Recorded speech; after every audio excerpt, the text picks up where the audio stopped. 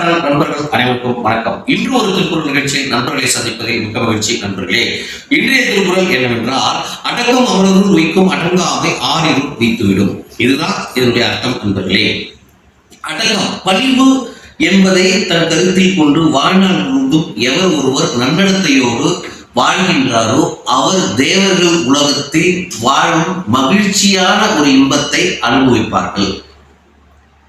பணிவு இன்றி தன்னடத்தை இன்றி யார் ஒருவர் நடக்கின்றாரோ அவர் நரகமாகிய இருள் வாழ்க்கையில் வாழ்வார்.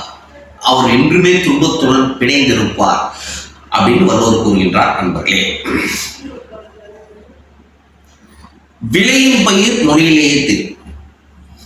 ஒரு குழந்தை வளர்ந்து ஒரு 2ஆம் வகுப்பு 3ஆம் வகுப்பு போறாங்கன்னா அந்த குழந்தையினுடைய நடத்தைகளை நம்ம கண்காணிக்கும் பொழுதே தெரியும். அந்த குழந்தை ஒரு நல்ல குணத்தோடு இருக்குதா, இல்லை நம்ம சொல்லி வா சாப்பிடு அப்படின்னு நம்ம ஒரு கூப்பிட்றோம்னா குழந்தை டகான்னு என்ன வேலை செஞ்சா விட்டு சாப்பிடணும், படிக்கணும். அதை விட்டுட்டு நான் மட்டும் கூப்பிடுவாங்க இல்லை சாப்பிடு அப்படின்னு அது மாட்டம் மொபைல் ஓட்டிட்டு இருப்பாங்க. அப்போ என்னன்னா அந்த குழந்தை தன்னுடைய போக்கில் வளர ஆரம்பிக்கிறது என்பதை பெரியோர் உணர்த்த வேண்டும். இப்போ என்ன ஒரே வழி, அடியாத மரம் படியாது. அதுக்குன்னு சொல்லி அன்பு செலுத்த வேண்டாம் என்று நான் சொல்லலாம். அன்பை செலுத்த வேண்டும். அன்பை எந்த விதத்தில் செலுத்த வேண்டுமோ அந்த விதத்தில் செலுத்த வேண்டும். குழந்தைகள் நம்ம சொல் பேச்சை கேட்கலன்னா ஒரே தண்டனை ட்ரீட்மெண்ட் அடிச்சு வளைங்க அந்த குழந்தைய. அது ஒரு நல்ல ஒரு மதிப்பு. நாளை நீங்கள் எதிர்பார்க்கின்ற பொழுது அது தன்னுடைய நடத்தையோடு வாழ்ந்து நல்லா படிச்சு நல்லா ஒரு ஆஃபீஸர் ஆகிட்ட தோளுக்கு மேல் இருந்தால் என்ன தோழன்னு சொல்லுவாங்க. கை தூக்கிச்சாங்க சிரிங்க ஆனது சரி. அதுதான் வாழ்க்கை நிகழ்ச்சி.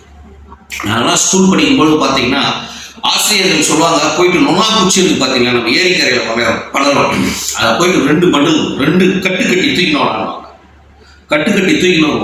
சார் என்ன அடிச்சிட்டோம் சார், யாரை அடிச்சா அவனை பிடிச்சி சாப்பிடுவார். சார் நான் உட்காரும்போது பென்சில் வச்சிட்டேன் சார், யாரா வச்சோம். அங்கே பள்ளி என்பது மட்டும்தான் காவல் நிலையமாக இருந்தது. ஒரு காலத்தில் ஒழுக்கங்களை சொல்லிக் கொடுக்கக்கூடிய உடனுக்குடன் தண்டனை வழங்கக்கூடியதாக இருந்தது. அதனால்தான் எந்த மாணவர்கள் எந்த வகுப்பாசிரியரிடத்தில் அடி உதைகள் வாங்கினாரோ, எந்த பெற்றோர்கள் கண்டிப்புடன் நடத்தினார்களோ அவர்கள் யாருமே குற்றவாளிகளாக ஆக்கப்பட்டு இன்று சிறைக்கு செல்வதில்லை. அப்போ பேசிக்காவே ஒருவரை வாழ்க்கையினுடைய நடத்தல் என்பது பெற்றோரிடம் இருக்கிறது. வளர்ந்து படித்துக் கொண்டு வரும்பொழுது ஆசிரியர்கள் இருக்கிறது.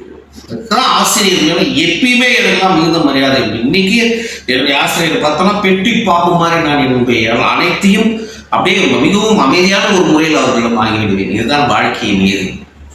எனவே இந்த சமுதாயத்தில் ஒவ்வொருவரும் வளர்கிறார்கள் என்றால் அதை வளர்ப்பவர்கள் தான் காரணம்.